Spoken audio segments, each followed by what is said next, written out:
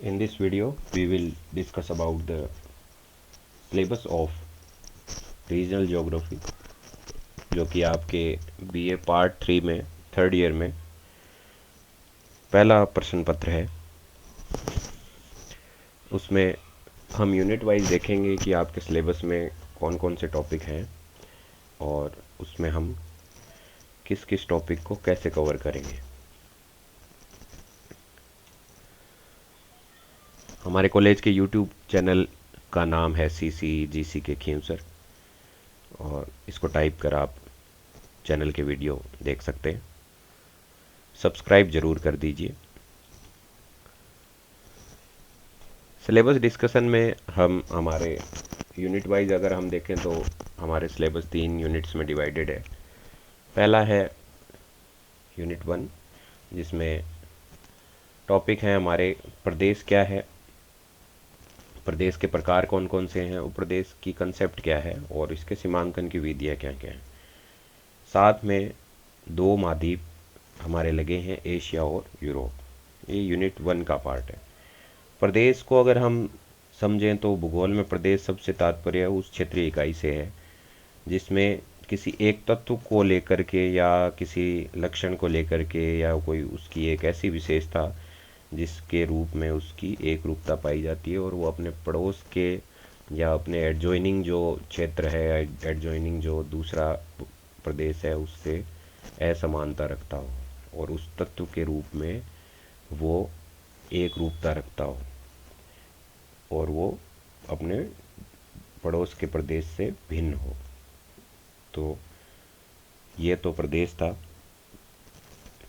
और प्रदेश को विशेषताएं अगर देखें तो प्रदेश एक 3 डायमेंशनल होता है और यह अनूठा क्षेत्र है और सहसंगत तत्वों का समंजन मिलता है, यानी जिस आधार पर यह बांटा गया है। जैसे मान लो हम पढ़ते हैं कि एग्रीकल्चर रीजन्स पढ़ते हैं हम, कृषि प्रदेश, तो उन कृषि प्रदेशों को किसी न किसी एक आधार पर बांटा हुआ होता है और उन क्षेत्रों में उस जिस आधार पर वो बांटा गया है उस आधार पर एक रूपता पाई जाती है।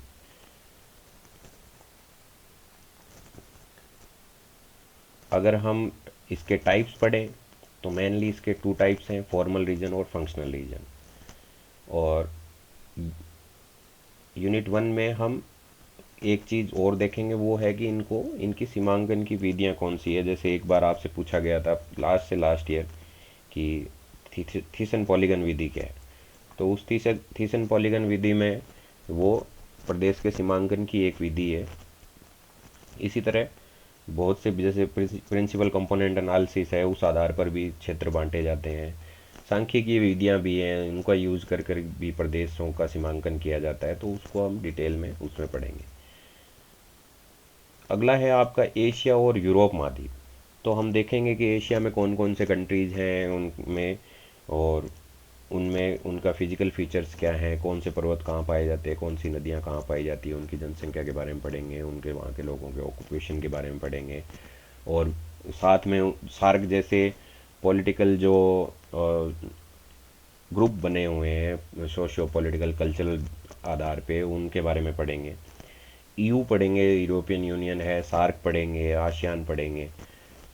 तो ये सबको साथ में लेकर के हमें पढ़ना है। जैसे यूरोप का आप मैप देख सकते हैं, इन कंट्रीज़ का अलग से तो नहीं, हमारे कुछ कुछ साथ में, जैसे हमारे जर्मनी का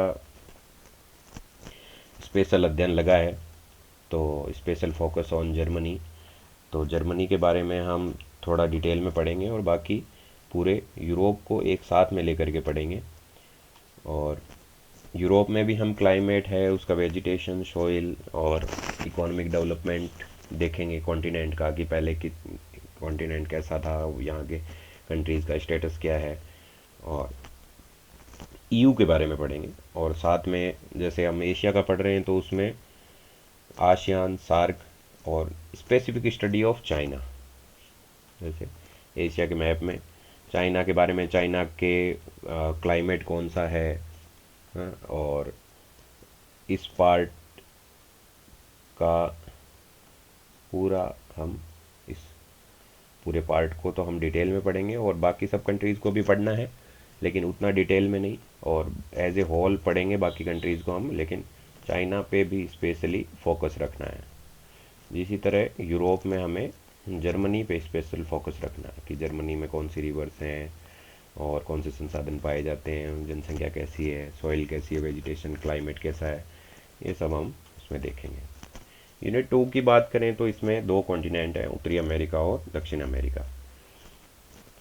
तो ये एक ब्रीफ इंट्रोडक्शन है सिलेबस का, ताकि आप समझ सकें कि कौन कौन से कंट्रीज़ को हमें कॉन्टिनेंट वाइज पढ़ना है और उस कॉन्टिनेंट में कौन कौन से कंट्रीज़ हैं, ताकि आप एक दिमाग में आपके एक फ्रेमवर्क बन सके कि हमें आगे क्या क्या पढ़ना है।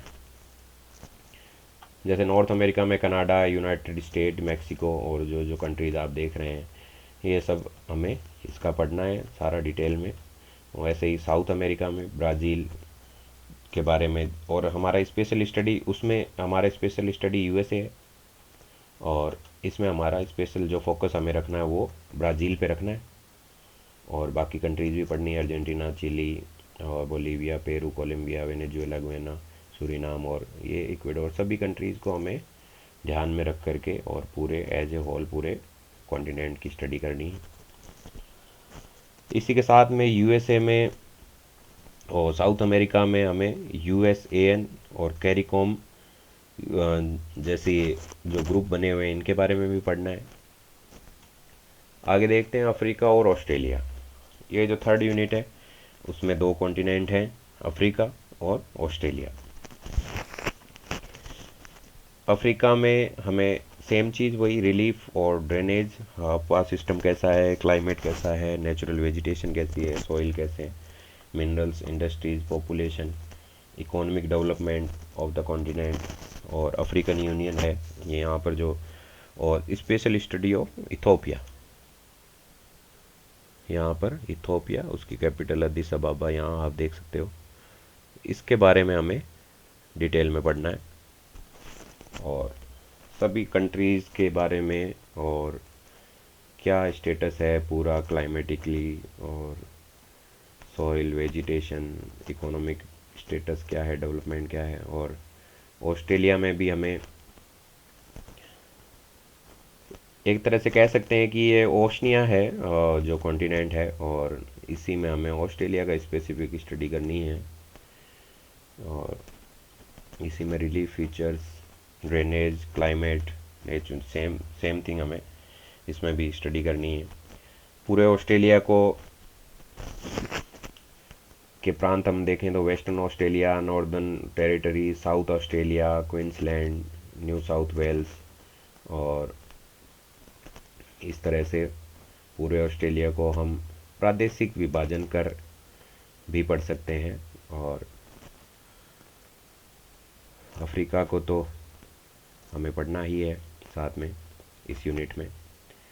और सामान्यतः हर एक यूनिट से आपके कोई ना कोई बड़ा प्रश्न ज़रूर बनता है, छोटे प्रश्न भी बनते हैं। छोटे प्रश्न जैसे कई बार पूछ लिया जाता है शॉर्ट नोट्स में कि ग्रेट बैरियर रीफ क्या है, सहारा मरुस्थल क्या है,